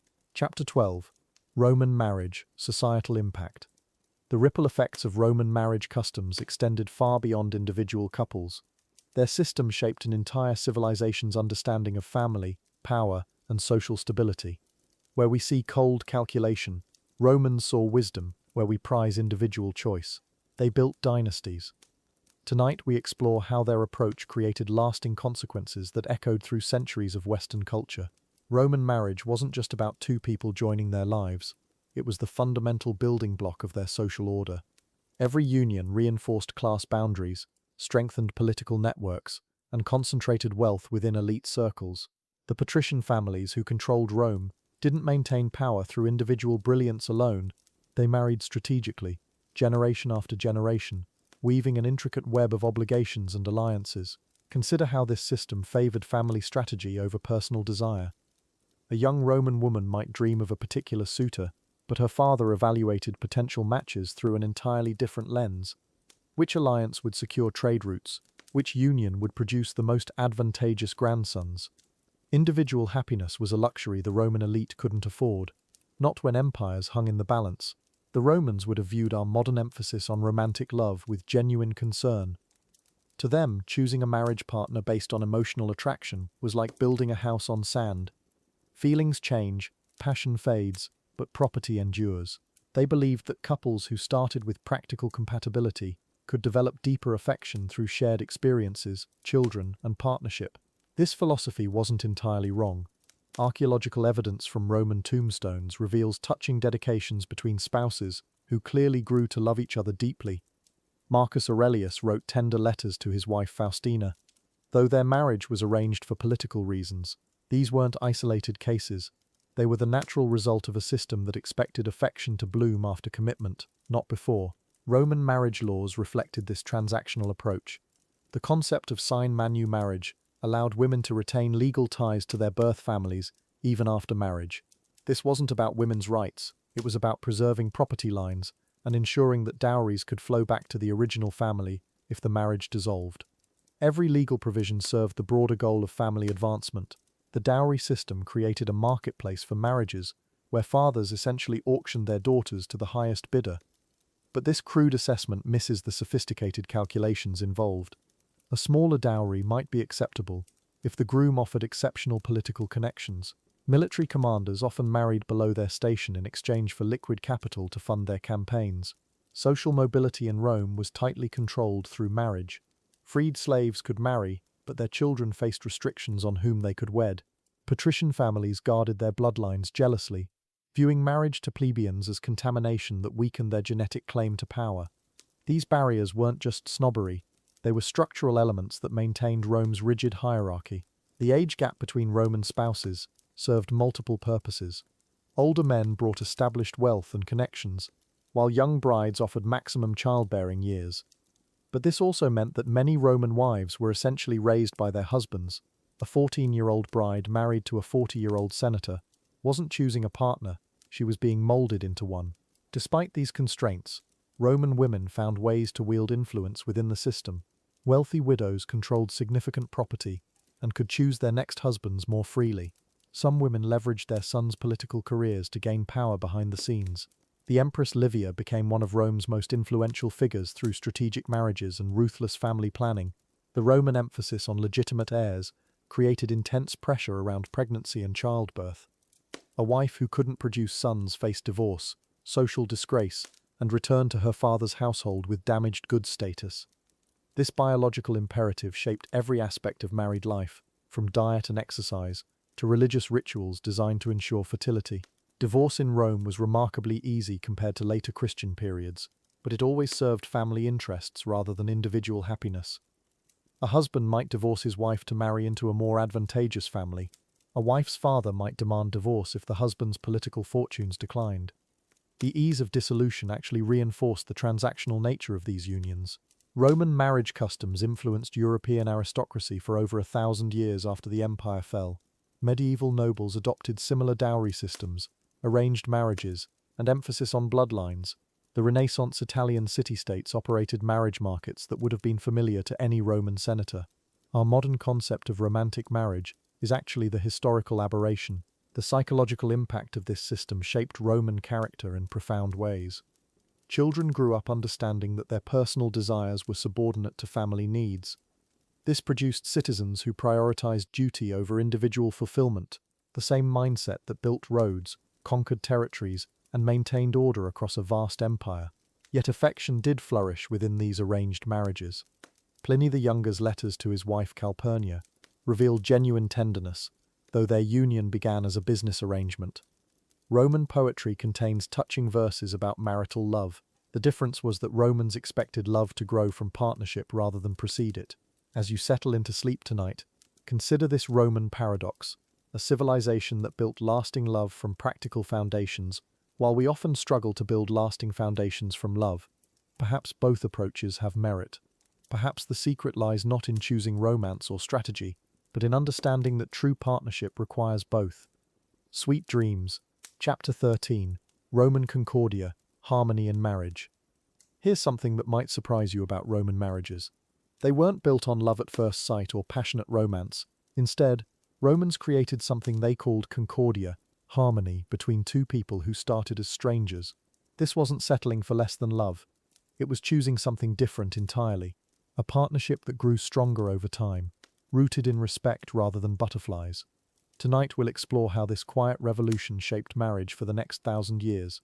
Imagine walking into a marriage with no expectations of passion, just a commitment to build something together. That's what concordia meant to Romans. The word itself comes from con, meaning with, and cor, meaning heart. Two hearts working together, not necessarily beating as one. Roman wives and husbands were teammates first, lovers second. They shared household duties, raised children, managed property, weathered crises. Romance might bloom later, or it might not. Either way, they had concordia. Roman marriage contracts actually included clauses about concordia. Not the romantic kind you'd find in wedding vows today, but practical agreements. The husband promised to treat his wife with dignity. The wife agreed to manage the household efficiently. Both committed to consulting each other on major decisions. These weren't just legal formalities, they were blueprints for building respectful partnerships.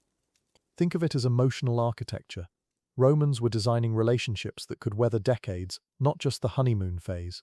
The Roman poet Ovid wrote about a couple married 50 years. He described how they moved through their house like dancers who'd practiced the same routine for decades. She anticipated his needs before he voiced them. He made space for her opinions in conversations with guests. They rarely touched, but they never stopped seeing each other. This was concordia in action. Not the breathless romance of young lovers, but something steadier. Two people who'd learned to live well together. Roman women had more power within concordia marriages than you might expect. While they couldn't vote or hold office, a wife with concordia held significant influence over household decisions, child-rearing, and even business matters. Pliny the Younger regularly consulted his wife Calpurnia about his writings. Cicero trusted his wife Terentia with financial investments. These weren't romantic partnerships in our modern sense, but they were genuine collaborations.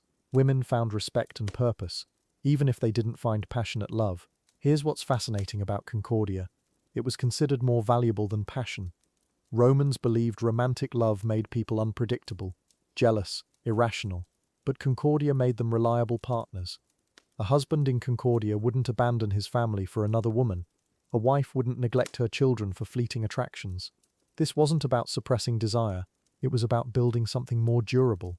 Romans chose stability over intensity, partnership over passion, and for many couples, it worked beautifully. The Roman funeral inscriptions tell us everything. Instead of beloved husband or passionate lover, Roman tombstones praised wives for being faithful companions and husbands for being just partners. One inscription from Pompeii reads, "She lived in concordia with me for 30 years, never a harsh word, never a broken promise." Another, "He honored our concordia above his own desires." These weren't celebrating grand romantic gestures, they were honoring quiet, daily acts of respect and partnership. Concordia marriages had their own intimate language. Couples developed private jokes, shared looks across crowded rooms, small gestures of care. A husband might always serve his wife the best portion of meat at dinner. A wife might ensure her husband's favorite tunic was clean for important meetings. These weren't grand romantic displays, but they were deeply personal. Romans understood that intimacy could grow from daily kindness just as easily as from passionate attraction, maybe more sustainably. When Roman marriages failed, it usually wasn't because passion died, it was because concordia broke down. Divorce records from the imperial period cite failure to maintain household harmony more often than adultery or abuse. Romans expected their marriages to be functional partnerships first. If a couple couldn't work together effectively, manage money together, parent together, then the marriage had failed its primary purpose. Love was nice if it happened, but concordia was essential for a successful Roman marriage. Children in concordia marriages grew up watching their parents negotiate, compromise, and support each other through practical challenges. They saw partnership in action every day. When harvest failed, parents worked together to manage the crisis. When neighbors feuded, they presented a united front. When illness struck, they shared caregiving duties without drama. These children learned that marriage meant having a reliable teammate for life's inevitable difficulties. It's a different model than passionate romance, but perhaps a more practical one. Roman concordia influenced European marriage patterns long after the empire fell. Medieval Christian marriages adopted the Roman emphasis on partnership and duty. Renaissance aristocratic families arranged marriages based on concordia principles, mutual respect, shared responsibilities, family alliances. Even Victorian marriages, despite their romantic rhetoric, functioned more like Roman partnerships than modern love matches. The husband provided, the wife managed the household. Both maintained social harmony. Romance was optional, concordia was required. The transactional elements of Roman marriage persisted for centuries after Rome fell. European dowry systems, marriage contracts specifying duties and responsibilities, family negotiations, all echoes of Roman Concordia marriages. Even today, prenuptial agreements and discussions about financial compatibility before marriage reflect Roman practicality. We've added romantic love to the equation, but we haven't entirely abandoned the Roman understanding that marriage requires more than feelings.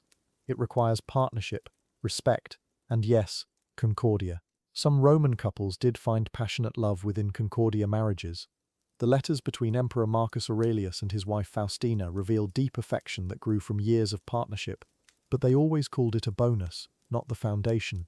Their marriage worked because they respected each other, shared values, and functioned well as a team. The love that bloomed from that solid foundation lasted decades. Maybe Romans understood something about building relationships that we've forgotten in our rush toward instant romantic connection. Roman Concordia wasn't just about individual marriages. It reflected their entire social philosophy. Romans believed harmony in the home created stability in the empire. When marriages functioned as respectful partnerships, families thrived. When families thrived, communities prospered. When communities prospered, Rome remained strong. It was social architecture on a massive scale, with every marriage contributing to imperial stability. Personal happiness was less important than collective harmony. Different values than ours, but remarkably effective for 5 centuries. The Roman model offers something worth considering today. In our culture of dating apps and instant chemistry, Roman Concordia suggests that the best relationships might grow slowly from mutual respect and shared values. Not every marriage needs to start with fireworks. Some of the most enduring partnerships begin with 2 people who simply work well together, who bring out each other's strengths and compensate for weaknesses. Romans called this concordia. We might call it choosing your teammate wisely. Tonight, as you drift towards sleep, consider the Roman understanding of marriage, not as a passionate romance, but as a respectful partnership between equals working toward shared goals. There's something quietly beautiful about choosing to build harmony with another person. Day by day, year by year, Romans knew that butterflies fade, but concordia, true partnership, can last a lifetime. Perhaps the most romantic thing isn't falling in love, but choosing to stay teammates through whatever comes. Rest well and dream of concordia. Chapter 14. The Persistence of Roman Traditions. 2,000 years later, and we're still living Roman lives without realizing it. That diamond ring on your finger? Roman invention. The white wedding dress, the honeymoon, even saying "I do" instead of just moving in together, all of it traces back to practices that made perfect sense to a civilization that treated marriage like a business merger. But here's what's fascinating. They weren't wrong. Walk into any jewelry store today, and you'll see rows of engagement rings, each one promising eternal love. The salesperson will tell you about the 4 C's: cut, clarity, color, carat. What they won't mention is that you're participating in a ritual that began in Rome, when iron rings symbolized binding contracts rather than beating hearts. The same finger, the same promise, just different reasons for making it. The Romans called it a nucleus prenubis, the betrothal ring, made of iron because iron didn't break, didn't bend, didn't tarnish. It was placed on the 4th finger of the left hand because they believed a vein ran directly from there to the heart. The vena amoris, they called it, the vein of love. Modern anatomy proves this wrong, but the tradition stuck. Every bride today wears her ring where Romans did 2 millennia ago. But Roman engagement rings weren't about romance, they were receipts. Proof that a contract had been signed, a dowry negotiated, a deal struck between families. The ring marked the woman as claimed, purchased, transferred from one man's authority to another's. Yet somehow, over centuries of cultural evolution, this symbol of transaction became our most powerful emblem of love. History has a sense of humor like that sometimes. The marketing genius of De Beers in the 1940s convinced us that diamonds are forever, but Romans knew something De Beers didn't. Permanence isn't about the stone, it's about the commitment the ring represents. Roman marriages could last decades not because iron was stronger than diamond, but because both families had invested too much to let the union fail. The ring was just the beginning of the negotiation, not the end. Picture this. A Roman father receives a proposal for his daughter's hand. He doesn't ask if she loves the suitor. He asks about grain stores, olive groves, political connections. The negotiation might last weeks. Terms, conditions, penalty clauses, if things go wrong. Only after everything is settled does someone remember to tell the bride. She's 14, she has no choice. But she gets a ring, so that makes it romantic, right? Modern wedding planning inherits Roman efficiency. The Romans gave us engagement parties, sponsalia celebrations where the contract was announced publicly. They gave us wedding registries, detailed lists of what the bride's family would provide. They even gave us the concept of wedding seasons. Certain months were luckier for marriages than others. June was popular then too, named for Juno, goddess of marriage and childbirth. Some traditions are truly eternal. The Romans perfected the art of making business look like love. Their wedding ceremonies included rituals we still recognize. The bride wore white, though theirs was a tunic called tunica recta. The groom carried her over the threshold to symbolize her transition from one household to another. They exchanged vows, though Roman vows were more like terms of service agreements than poetry. Form over function, but beautiful form nonetheless. Here's what the Romans understood, that we've forgotten. Marriage isn't just about the couple.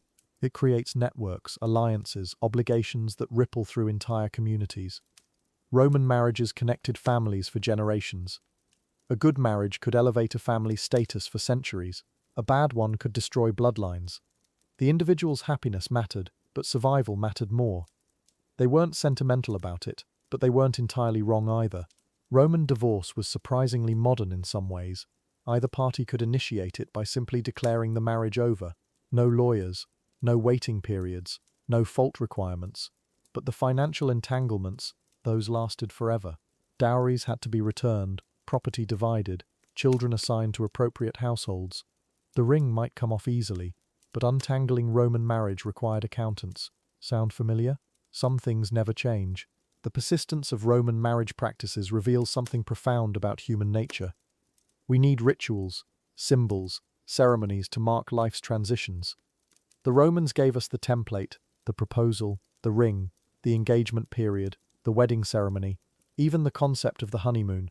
We've added romance to their recipe, but the basic ingredients remain the same. Structure, commitment, public recognition, legal protection. Consider this. Every time someone proposes marriage today, they're performing a Roman ritual. Kneeling might be medieval, but presenting a ring, asking for a commitment, planning a ceremony, pure Roman DNA. The language has changed, but the actions remain identical. We've romanticized what Romans commercialized, but we haven't abandoned their fundamental approach to formalizing relationships. We just tell ourselves different stories about why we're doing it. Roman marriage law influenced European legal systems for over 1,000 years after Rome fell. The concept of marriage as a legal contract, the transfer of property rights, the idea that marriage creates a new legal entity, all Roman innovations that survived imperial collapse, medieval canon law, Renaissance civil codes, even modern prenuptial agreements trace their logic back to Roman legal thinking. The empire died, but its laws lived on. What would Romans think of modern marriage? They'd probably be baffled by our obsession with love as the primary basis for choosing a spouse.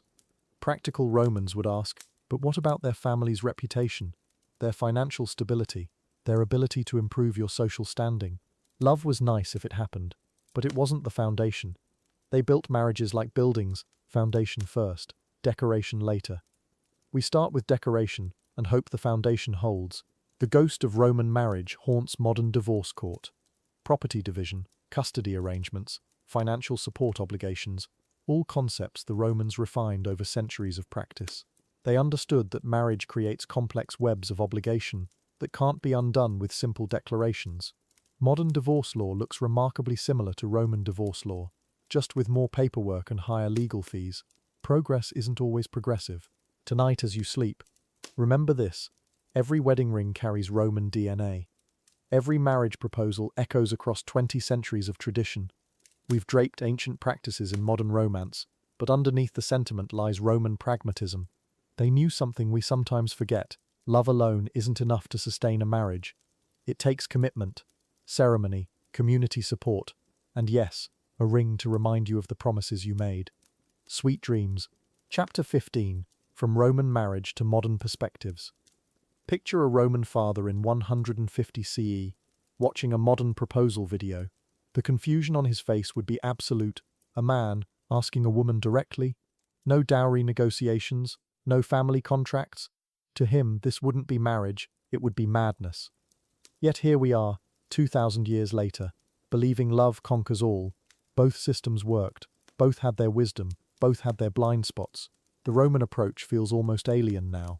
Marriage as business merger, love as optional bonus, maybe developing later through shared meals and shared children. But think about this. Their divorce rates were remarkably low, not because people were happier necessarily, but because expectations were different. You weren't looking for your soulmate, you were looking for a solid partner to build something lasting with. Compatibility mattered more than chemistry. Modern couples spend months planning the perfect proposal. Romans spent months planning the perfect contract. Both involved careful consideration, just different priorities. We optimize for emotional connection. They optimized for practical stability. We worry about finding the one. They worried about finding someone who could manage a household, raise legitimate heirs, and strengthen family alliances. Neither approach guaranteed happiness, but both offered a framework for trying. There's something fascinating about Roman marriage letters that survive from Vindolanda, that military settlement near Hadrian's Wall. Wives writing to soldier husbands with genuine warmth, sending socks, sharing gossip, expressing loneliness. These arranged marriages had grown into real partnerships. Not the butterfly stomach romance of modern dating, but something steadier, deeper, maybe, built on shared responsibilities rather than shared fantasies about the future. Roman women learnt to find power within constraints. A 14-year-old bride might start her marriage terrified, but by 30, she could be managing vast household finances, negotiating with suppliers, even influencing her husband's political decisions from behind the scenes. Marriage was her avenue to authority. Modern women have more choices about whether to marry at all, but sometimes I wonder if we've lost something about seeing marriage as a genuine partnership rather than just extended dating. The Romans had this concept called concordia, harmony. Not passion, not romance, but harmony. Two people working together toward common goals, raising children who wouldn't shame the family name, building wealth that would last generations, creating a household that functioned smoothly. It sounds almost clinical to us now, but read Pliny's letters about his wife Calpurnia. Genuine affection bloomed there, rooted in mutual respect and shared daily life. We've swung so far toward individual choice that we sometimes forget marriage affects more than just two people. Romans understood this instinctively. Your marriage impacted your siblings' prospects, your children's futures, your parents' old age security. Modern marriages are more isolated, more fragile maybe, because they're carrying less communal weight. When only your personal happiness matters, it's easier to walk away when things get difficult. But let's not romanticize the Roman system. Girls married at 12, 13, 14, to men twice their age, no choice in the matter. Bodies not ready for childbirth, forced into pregnancy. That's not wisdom, that's exploitation. The question isn't whether to go back to Roman marriage customs. The question is whether we can learn something from their understanding of commitment, while keeping our hard-won freedoms about choice and consent and equality. Modern dating apps optimize for initial attraction. Roman marriage arrangements optimized for long-term compatibility. Both approaches miss something important. Physical chemistry without shared values creates relationships that burn bright and fast. Shared practical goals without genuine affection create relationships that endure but never truly flourish. The sweet spot might be somewhere between these extremes, though finding that balance requires wisdom both systems sometimes lacked. Roman marriage ceremonies included this beautiful ritual where bride and groom shared a cake, panis phoreus, made from spelt wheat. Simple grain transformed into something that could nourish a family. The symbolism was clear, separate ingredients becoming something new together. Our modern ceremonies focus on declarations of love, which is lovely, but there's something powerful about that Roman emphasis on practical transformation, two people becoming something larger than themselves. The Roman dowry system feels mercenary to us now, but it protected women in ways we don't always recognize. A wife's dowry remained legally hers. Her husband managed it, but couldn't dispose of it without her consent. If the marriage ended, she took it with her. It was primitive divorce insurance, ensuring she wouldn't be left destitute. Modern women have careers and bank accounts, but economic entanglement in marriage can still trap people in unhappy relationships. What strikes me most about Roman marriage is how openly transactional it was. No pretense that love conquered all. No shame about discussing money, family obligations, practical concerns. Modern couples often struggle with these conversations. We've been taught that true love shouldn't consider such mundane details. But bills still need paying. Children still need raising. Aging parents still need care. Romans just acknowledged these realities from the beginning. There's archaeological evidence of Roman couples choosing to be buried together, not because law required it, but because genuine bonds had formed over decades of shared life. Tombstone inscriptions speak of marriages lasting 30, 40, even 50 years. These weren't passionate love affairs that flamed out. These were partnerships that deepened over time through weathering storms together, raising children together, growing old together. Maybe that's its own kind of romance. Modern marriage asks so much of one relationship: romantic partner, best friend, co-parent, financial teammate, emotional support system, sexual companion, social companion. Romans distributed these roles across extended family networks, friendships, even slave relationships. The marriage carried less pressure because it wasn't expected to fulfill every human need. Sometimes I wonder if we've made marriage too important, asking it to bear weight it was never designed to carry. Both systems produced happy marriages and miserable ones. Romans who grew to love their arranged spouses deeply, modern couples who married for love and divorced bitterly, Romans trapped in loveless unions they couldn't escape, modern couples who found their perfect match and built beautiful lives together. The system matters less than the people within it, their willingness to choose commitment over convenience, growth over comfort, partnership over pure self-interest. As you drift towards sleep tonight, maybe hold this thought: love and practicality aren't enemies. The Romans knew something we sometimes forget, that feelings change, but commitment to building something together can create a foundation strong enough to weather those changes. Not every day will feel like your wedding day, but every day offers a choice to keep building, keep growing, keep choosing each other. That's perhaps the truest romance of all.